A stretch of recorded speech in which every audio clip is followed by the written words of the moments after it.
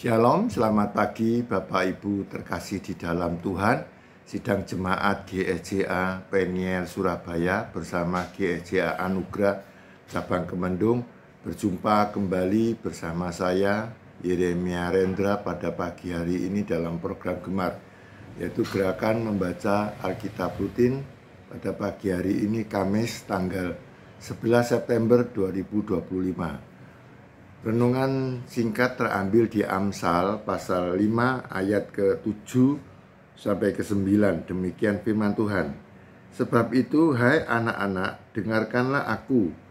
Janganlah kamu menyimpang daripada perkataan mulutku. Jauhkanlah jalanmu daripada dia, dan janganlah menghampiri pintu rumahnya, supaya engkau jangan menyerahkan keremajaanmu kepada orang lain dan tahun-tahun umurmu kepada orang kejam. Puji Tuhan, Bapak Ibu yang terkasih di dalam Tuhan. Sidang Jemaat GSJA Peniel Surabaya pada pagi hari ini saya mengucap syukur kalau Tuhan masih memberi kesempatan kepada saya secara pribadi untuk menyampaikan renungan singkat pada pagi hari ini dalam program Gemar. Bapak Ibu yang terkasih di dalam Tuhan, Amsal pasal 5 ayat ke-7 mengingatkan kita sebagai orang tua untuk tidak jemu-jemunya untuk menasihati anak-anak, supaya anak-anak ini hidup seturut dengan firman Tuhan, dengan realnya Tuhan. Karena itu kita sebagai orang tua harus selalu menasihati supaya anak-anak ini tidak keluar dari realnya. Dimana kita tahu Bapak Ibu, kita tahu dalam kehidupan sekarang ini anak-anak hidupnya lebih glamor, lebih bebas. Nah, kita sebagai orang tua harus sering menasihati. Karena apa? Jangan kita jemu-jemu untuk menasihati anak-anak. Karena kehidupan sekarang ini kehidupan yang bebas. Mereka sulit untuk kita, istilahnya kita mengontrol. Maka dari itu di ayat yang kedua, jauhkanlah jalanmu daripada dia dan jangan menghampiri pintu rumahnya.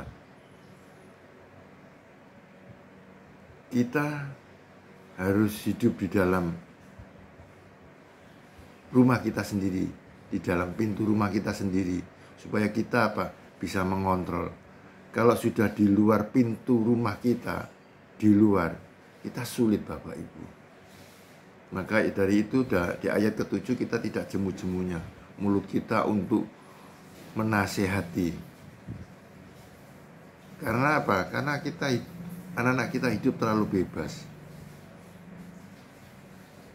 Kalau mereka hidup di luar pintu rumah kita, nah itu yang mengakibatkan banyak terjadi kehidupan anak-anak kita yang sulit kita kontrol. Nah, di ayat ke-9, supaya engkau jangan menyerahkan keremajaanmu kepada orang lain. Nah, dari sini kalau sudah terjadi, yang rugi kita sebagai orang tua dan anak-anak pun juga rugi. Karena mereka belum siap dalam arti kehidupan mereka masih dibilang masih belum waktunya, masa-masanya dia untuk hidup berumah tangga itu belum waktunya. Nah, kalau kehidupan mereka dalam masa remajanya sudah tidak bisa diatur, atau dalam kata persinahan, maka yang repot mereka dan kita sebagai orang tua. Nah, dari situ kita mau belajar untuk selalu menasehati anak-anak untuk takut akan Tuhan. Di mana kita di dalam rumah dan di luar rumah kita harus bisa membedakan. Karena apa? Di ayat ke-9. Dan tahun-tahun umurmu kepada orang kejam. Karena mereka sudah melakukan sesuatu yang dulu dilihat tabu, persinahan. Untuk zaman-zaman sekarang persinahan itu dianggap biasa-biasa aja. Mari kita mau belajar supaya anak-anak ini menjadi anak-anak yang takut akan kebenaran, supaya anak-anak ini bisa menjalankan kebenaran firman Tuhan. Di Amsal ini kita sebagai orang tua jangan jemu-jemunya untuk selalu menasehati anak-anak kita, mengontrol anak-anak kita, di mana di dalam rumah anak-anak kita aman, di luar rumah anak-anak ini penuh banyak godaan. Nah, mari kita mau belajar bersama-sama Bapak Ibu. Semoga renungan singkat ini mengingatkan kembali supaya kita sebagai orang tua dan sebagai anak harus mau mendengarkan